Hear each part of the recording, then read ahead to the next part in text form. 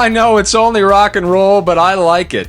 I also like This Week in Cleantech, which is what you're listening to. A roughly 15-minute roundup of the biggest stories in climate and clean energy every week. Today is Friday, July 25th, 2025. We've got a returning guest on the horn, Dan Gearino from Inside Climate News. He's joining us shortly. If you don't know this voice, I'm Factor This content director Paul Gerke, joined by my foil, Cleantech commentator Mike Casey of Tigercomm. Mike, I am not in the best of moods. We're taping this show on Wednesday, and we just found out that the Department of Energy is driving a stake into its funding of the critical transmission project, the Grain Belt Express, which was supposed to help a lot of places in the Midwest get renewable energy to places it needs to be. Not too pleased. I mean, it's not like we didn't see it coming, right? Mm-hmm. Well, my friend, normally I try to crack a joke here, but I want to take 45 seconds to get deadly serious. Our first story today talks about the very real possibility that all solar and wind farms on private land will now need to get the approval of one unelected bureaucrat, Interior Secretary Doug Burgum. So there's no clear approvals criteria. There's no reality-connected rationale. This is rank political interference in the business life of this country. It's being done on behalf of the fossil fuel lobby by the most corrupt presidential administration since the Gilded Age disasters of the 19th century. So, Paul, like, what are developers supposed to do? Buy millions of dollars in Trump meme coin? Yes, that would help. Underwrite the next film by a production company of Secretary Burgum's daughter, Jessie? Mm-hmm. Put bulk orders in on any number of the 168 products and counting that the Trump family is selling. Look, here's the bottom line. Respect for the free enterprise system, the rule of law, respect for contracts, and for basic fairness for everyone. It's part of what made America rise from the tenet of life, liberty, and the pursuit of happiness into the greatest country that's ever existed. And this is a crazy departure from that foundation of our country, and it needs to be called what it is. It's the beginning of a Russian-style mafia economy. I'll stop there, Paul. No, I think it's interesting you put it that way, because I was completely unaware that you were going to go on this rant, reading something earlier today written by somebody who was in Russia during the fall of the USSR. Yeah. And he was speaking to an American at a truck stop and had just asked him how he's preparing for what's about to come. And the American trucker looked at him like he had antlers on his head. And I think the lesson to be put across here is that I don't think a lot of us realize it yet, but those of us who talk about this space every single day realize that something has changed. There is as you put it, a crazy departure from what our country used to represent. And for people who have been through the fall of a republic before, like those who were in the USSR when it went down, this is feeling an awful lot like that. And I will leave that there. We'd also like to thank the listeners who are always a part of the show. I've actually got one that reached out to me this week, Mike. You're usually Mr. Popular. Matt Fabrizio hit me up on LinkedIn, and he had nothing but nice things to say, including, why 15 minutes? We're good enough to make it 30. He likes our voices so much, Mike Casey, that he's willing to listen to twice as much of them every single week. So something to keep in mind, especially if you and I are both going to start the show by jumping up on a soapbox. If you want to get involved, you can nominate stories or send us your feedback. My email address is paul.gerke@clarionevents.com. You can also reach me on LinkedIn. I'm generally pretty good there, too. All right, Mike, story number one this week. Josh Siegel, Zach Coleman from Politico, the Trump administration taking new steps to block wind and solar projects, undisclosed memo says, Paul Gerke. Yeah, so this is all rolling into the same ball of snow, but according to an Interior Department memo, solar and wind projects now have to get personal sign-off from Secretary Doug Burgum before receiving permits to be developed on solar land. As I saw somebody put it on Twitter, there's nothing like pulling out all of the bureaucracy and stops in the way of getting energy on the grid, like adding a whole bunch of bureaucracy and stops along the way to getting energy on the grid. The memo stated it was intended to align with solar and wind tax credit phase-outs from the recent budget bill. Burgum has now approved all aspects of project development personally. There's like, how many things, Mike? Dozens. And it was like 60-something that I saw, from scoping reports to access road authorizations to cost recovery agreements. Say what you will, this doesn't seem to make a ton of sense. Oh, I'm sure it's fine. He's not busy. So together with a similar piece that followed in the New York Times, this is a verdict, not just on those pushing this corrupt act, but it is a verdict on 15 years of underinvestment by companies in this sector in advocating for their interests. Look, you are my people. I love you. I've devoted my life to working for you. And I know I'm a Johnny one note on this, but we are reaping the harvest of neglect, magical thinking, and naivete in our public case making for climate solutions technologies. And every CEO in this sector needs to be asking hard questions, not just of the associations, which are ultimately a reflection of our willingness to invest, but of themselves. It is time for a change in approach, and a lot of it. Story number 2, Paul. Well said, Mike. Story number 2 from David Gellis at the New York Times, titled, "With One Call, Trump Alters the Fate of a Contested Power Project." This is what I started the show miffed about, Mike. Yeah. Grain Belt Express, an $11 billion transmission line that would cross 800 miles of the Midwest, the largest privately funded transmission line in U.S. history, designed to transport wind energy from Kansas to 4 Midwestern states, including Missouri. But Candidate 1, farmer objected, so a motivated attorney general in Missouri saw political opportunity to wreck the project and found little to no political cost in attacking badly needed energy infrastructure just like this company needs. So not to be outdone, Senator Hawley, the man who wrote a book on how to be a manly man, literally got into the act and the dominoes fell on this project. Paul? Yeah, so the New York Times wrote this up pretty well, and I know a couple other sources were in on this too, but Invenergy, which is one of the core developer of this project, there are a few, wrote a letter to Chris Wright noting that the line had bipartisan support, and the Missouri Public Service Commission said it couldn't repeal its approval for the project. That sounded like we were headed in the right direction, Mike, but then things went sideways today. The Department of Energy officially pulling its $4.9 billion conditional loan guarantee for the project. I don't know. Invenergy, I haven't seen a response yet. I'm sure they'll get one out this week. I imagine they've got lawyers on all lines right now, Mike. But as you said, this is a critical project, and killing this right now flies in the face of every single energy edict that comes out of the White House. Story number 3. Ivan Penn, New York Times. Wall Street firms are buying utilities to tap into the AI boom. Yeah, why buy the power? Why not just buy the utilities, Mike? Jeez, who would have thought of that? In Minnesota, tech companies plan to build data centers, which means utilities must upgrade their systems. A financial win for them since they typically earn a rate of somewhere around 11% on grid investments. Now investment firms like BlackRock and Blackstone and Black whatever moving to acquire U.S. utility companies so they can capitalize on the growing electricity needs driven by data center expansion. BlackRock in particular just proposed buying Minnesota Power, but a state administrative law judge recommended that utility regulators in the state deny that acquisition.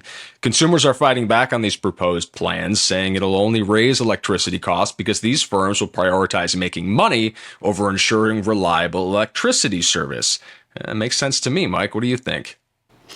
If you need further evidence that AI-driven load growth is a BFD, then this story is it. So electricity rates are already on the rise due to infrastructure upgrades to guard against extreme weather driven by pollution, and supply data centers, EVs, factories, and heat pumps with power. The Minnesota Department of Commerce reached an agreement with BlackRock saying it would forbid BlackRock from passing acquisition costs to utility customers. Paul, our 4-story? Our 4-story this week by Timothy Kama and Kelsey Brugger from E&E News, titled "Lobbyists Spent Millions to Save Green Energy. Wins Were Few." Mike, what was it about? Yeah, so this is not a story that we delight in rolling out here, but I think if we're going to be honest with ourselves in this moment of accounting, we need to talk about it. So I challenge this audience to name a single elected official anywhere in America of any party in any office who politically fears crossing the clean energy industry. We'll post this discussion in a separate video short in the days that follow, and you let me know if you can name one. I offered this challenge a few years ago, and no one could then, and I doubt anyone can now. And until that changes, we're going to keep getting this sort of use of government by incumbent sectors to hold off our threat to their market share. Paul? Yeah, I'm going to sneak in a quote from a related CNN story last week by Ella Nielsen and Annie Grayer. Steve McBee, CEO of clean energy investment platform Huck Capital, says, we were begging for table scraps from a really weak and defensive position instead of shifting the battle space by redefining what this vote was actually about, the price of energy and the reliability of it. Hear, hear. Story number 5, Mike. Dan Gearino, a returning Inside This Week in Cleantech guest from Inside Climate News, he wrote, consumers and utility get a win in Ohio while data centers take the loss. Dan, usually we have you on to talk about the latest corrupt act in Ohio. Here we are talking about a win. So thank you for being our beacon of good news on this roster, Dan. So we want people to read the story because I yes on Ohio, but I do think it is a bellwether for a lot of things in this country. Tell us, what's the bottom line on this story? I think that the policy that has been adopted for American Electric Power territory in Ohio is replicable. I think this is a good framework that could be used in other places, and that is already being proposed in other places. The reason that it's replicable is that it offers some consumer protection, but it also is not so offensive to the data center industry that it becomes just unpalatable. The consumer protection, basically, just to sum it up briefly, is that if you're a data center and you sign a power agreement with the utility, and they procure transmission and they're basically ready to serve you, you can't just skip town and say, oops, sorry guys, I don't want to pay for that anymore. You're basically signing up you pay for that capacity. And there's a ramp up period, and then there's an exit period, and you need to pay for 85% of that capacity, even if you end up using less. So there's all these things, and the goal is to limit the extent to which data center growth leads to cost increases for non-data center customers. Now, it's not foolproof. There are plenty of ways that data center growth is going to lead to cost increases for other customers. Lots of just kind of market-based reasons for that. But this is the kind of thing that makes a lot of sense. Dan, was there any discussion about flexibility from those data center clients? Because it seems like that might be essential, especially as we try to ramp up to adequate all this load growth. I think that this tariff, with AEP territory, one thing that's striking to me, it's not very long. You know, there's some very basic details, but it's not like. I think that there is a deeper discussion, and I think that this is the beginning of a process, not the end of a process. And I think that some of the flexibility, there is an opportunity to explore flexibility and to make it so that when there is we're in a period of high demand on the grid, making it so that some of these data centers can modify their needs for brief periods. I mean, maybe just an hour here and there. But this was an order that is not trying to solve that issue or that opportunity. But it is very much a discussion that is, and I also think the data center industry has a way to go in terms of being able to ramp down. And there's tremendous incentive for this, for all involved. If you're, it saves everyone a ton of money if you can find ways for those data center loads to be more flexible. But yeah, it's not, we haven't quite figured that out yet. Dan, it seems to me that this breaks some legitimately new ground. Like, to be clear, we on this show have been often critical of the quality of decisions made by the Ohio state legislature. And I think we need to give credit where credit's due. I mean, this actually seems like a legit, reasonably skillful balancing of interests. Can you sum the criticisms of it? Can you sum what's new and groundbreaking about it? Well, what's interesting, the politics of this are fascinating. So the data center companies, especially the really heavy hitters, the kind of Google, Meta, those kind of companies, these are gigantic companies. I mean, this is like the Death Star, in terms of, and AEP, the utility in question here, is really big for a utility. It's really big for a U.S. utility, but in terms of its market cap compared to the data center company's market cap, I mean, it is, change in the couch cushions. But if you are in a regulatory case in the state of Ohio, you are on AEP's home turf. You have the lawyers and the regulators know AEP. The kind of the way that this went down was it was AEP was able to kind of successfully argue its case, and they litigated this effectively. I think the data center companies are going to get smarter about the way they do this in states, and they've gotten smarter already. They've handled it a little bit differently in other places since then. But it's the bottom line, though, in terms of the politics, is the utility got a lot of what it wanted, and in that way, it didn't really change what is the ongoing. I don't want to say the ongoing problem, although it is an ongoing problem, but it's like, this is not a paradigm shift. It's, once again, a utility has gotten, a lot of what it wanted. Paul, you want to take the last question? It's just hard for me to hear the words "win" in Ohio in the same sentence as a University of Michigan grad. It must not have had anything to do with what's happening in Ann Arbor.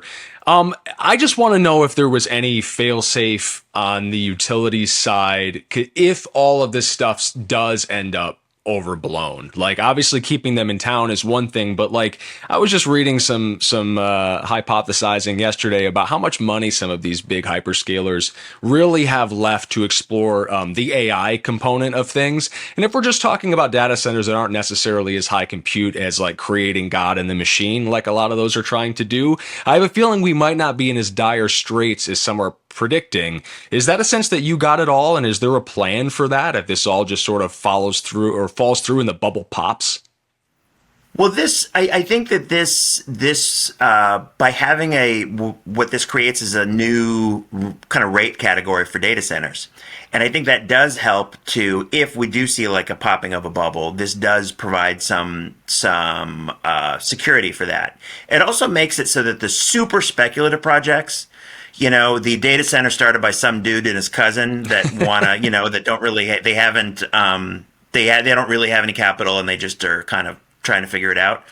That one is never going to reach the power agreement stage because the terms of this rider are one that they would never sign up for because it puts too much risk on the data center. But it's not going to freeze out the ones that are well capitalized and have a legitimate plan. So, but I think that you're also hinting at what I think is a really important thing that needs to be part of this data center discussion is we all need to be really skeptical when the forecast is for exactly what so many people want in this space. Utilities want, power plant owners want. Mm-hmm. They want soaring demand. They've lived with tepid demand growth for so long. And it's my kind of spidey sense just starts tingling like crazy. And it has been tingling now for a while on talking about the way we talk about this stuff. I would not be surprised. It just makes perfect sense that the data center industry would discover all kinds of ways of gaining efficiency and of having the demand forecasts that we're seeing. The demand forecasts that are insane, that make no sense, that are not part of a rational world. They just can't pan out. So, and it's just, this is the way markets work. You have demand that soars, then it gets really expensive, and then people get efficient because they don't want to pay high prices. And so I think that, but we're just in the early stages of kind of figuring that out. Well, Paul, your Michigander insecurity about Ohioans notwithstanding, we need to go to our Cleantech of the week, who, I have bad news for you, is also in Ohio. Come on. It's in Ohio. Yeah, absolutely. We're running the tables on you, my friend. I like your Midwestern sensibilities. Listen, we're partners. We're comrades in some way. It's just, man. Anyway. Cleantecher of the week, Russ Bates, founder of NXTGEN Energy Solutions. Russ was actually asked to testify as an expert witness before the Georgia Public Service Commission. Georgia Power Company imposes size limits on solar plus storage and provides what you would say is little meaningful access to community solar. Russ explained how these concerns are already addressed by inverter technology, export limiting capabilities in Georgia's own interconnection review process, and now the commission has expanded access to clean energy across churches, schools, and the like, also putting community solar on a clear path forward. Russ Bates, thank you for your contributions to the industry, our Cleantecher of the week. And thank you to our newly shaven, excellent producer, Brian Mendez, who's lost his Euro look. You know, I don't know if it's going to go as LinkedIn profile or not, but we also want to thank Alex Peterson, Claire Quirin for gathering these stories. Yeah, and Dan, too. Thank you all for listening this week. I don't know if we got close to 30 minutes. It felt like it. But the more you share with us, the more this community comes together on this show. And I think Mike and I both love that. So looking forward to the next one, guys. Mike, you're off for a little bit, right? You're taking a little... We are. You're going dark for a while? I'm going dark for a couple of weeks, so we'll be back toward mid-August. Dan Gearino, thank you. We will see all of you in a few weeks. Stay safe.